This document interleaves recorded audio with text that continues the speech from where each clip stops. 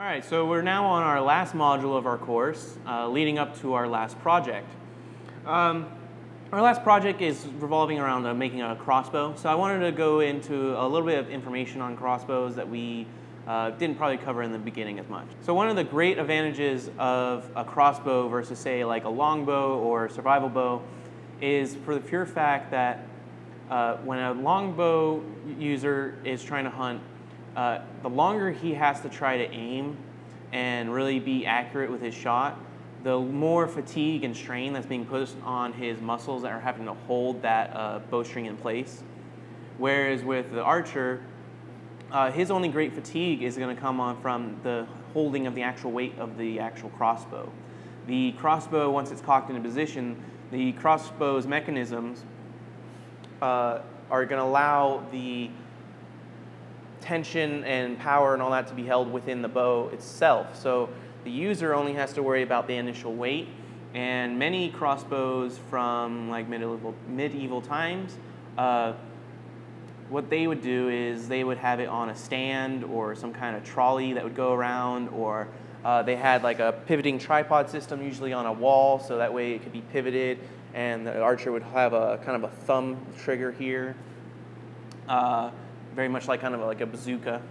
That was very much how it went for a long time. Now, one of the other advantages is a crossbow can be used by anyone.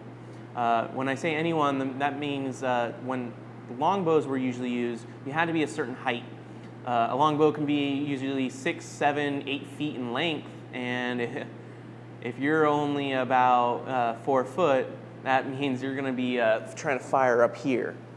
So one of the great things with a crossbow is anyone from any height can hold it, and as long as they can hold the initial weight of the bow itself and pull the trigger, they're going to be able to hold it just as any other person would.